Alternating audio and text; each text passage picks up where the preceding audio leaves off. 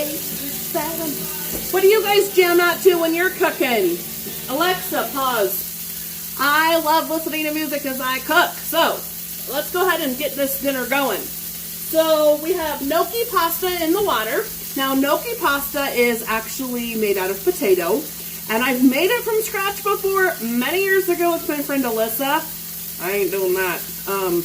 The nose is German, not Italian. So it's cooking in here, but now we're gonna work on our chicken. So the chicken are just chicken thighs, and I've had them cooking. They're nice and brown. So you can see there's fond in the skillet, okay? Now I talk a lot about this. That stuff at the bottom, that's fond. That means flavor, okay? So now what we're gonna do, we're gonna add some butter, okay? Now we're also cooking with shallots tonight.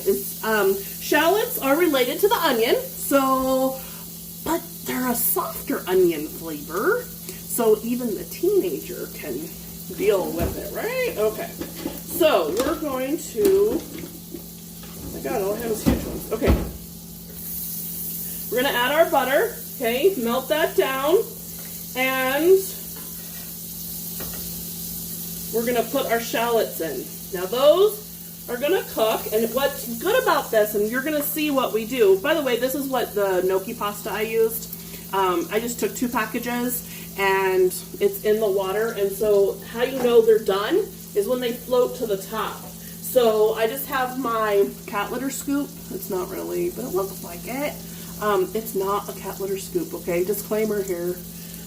When this floats to the top, then I'll put them in the strainer. So we have our chopped up, I'm going to use something else. Yay! Okay, so chopped up shallots, okay, and those cook for just a few, and you get them softened, and that one that you didn't chop all the way, whatever. Okay, and then we're going to add chopped up garlic, okay? So, again, fresh garlic. I mean, I'm not Italian, but fresh garlic is pretty much a staple. So, we're going to add our garlic in there.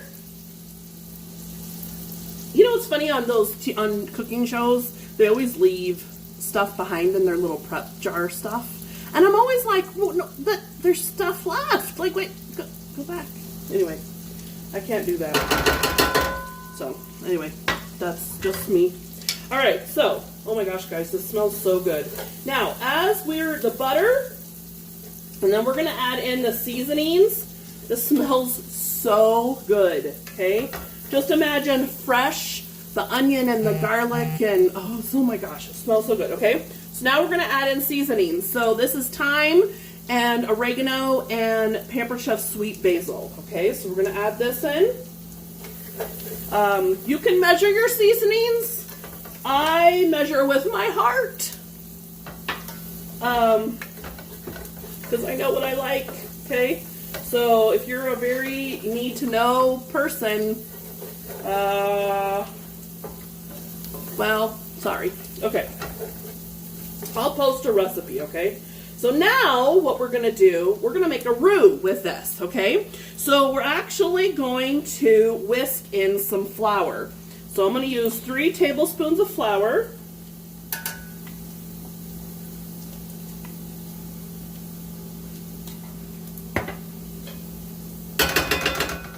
And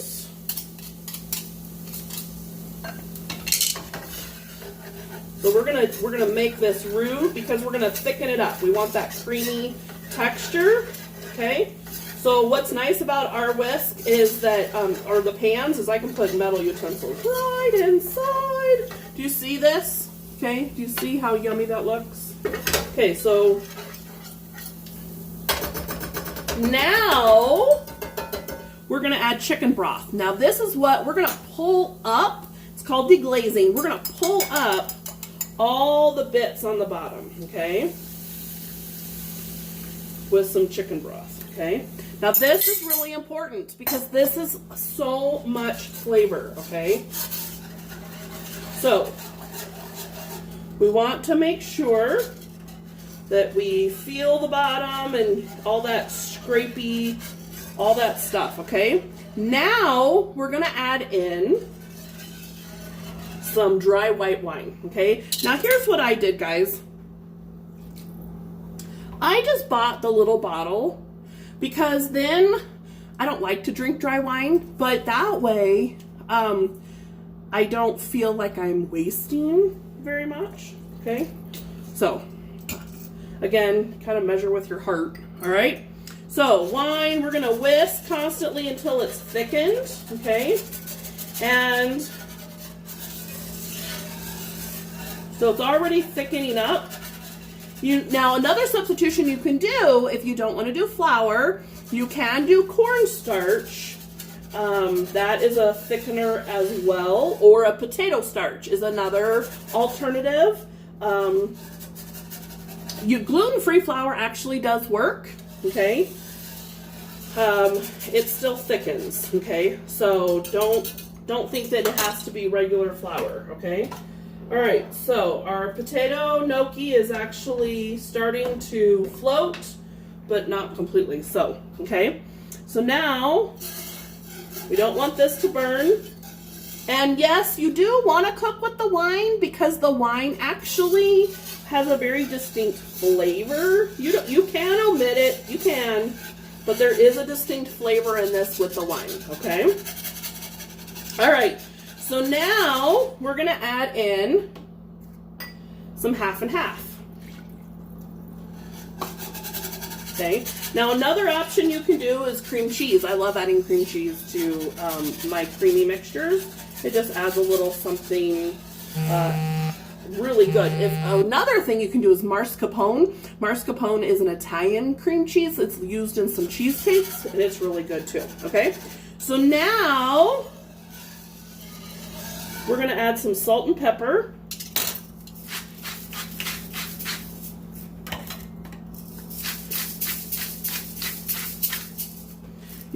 You season that with your heart, okay? My grandpa put pepper on everything, everything. We would give him such a hard time because he would season pepper. He would put pepper on just everything, okay?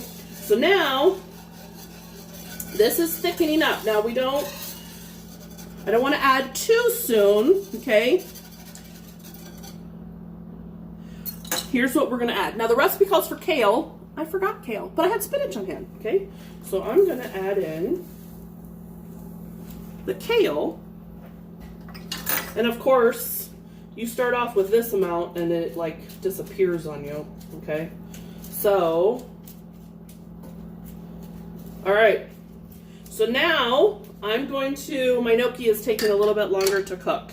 So what I'm gonna do is this right here I want the spinach to wilt, and then I'm going to add in my gnocchi. I think I added it to the water too soon because it's not floating to the top quite yet. So then I'll add my gnocchi, I'll add the chicken back in, and I'll put it in the oven until it's all bubbly, and I'll add some Parmesan cheese on top. I will post the recipe and the pictures. Talk to you soon.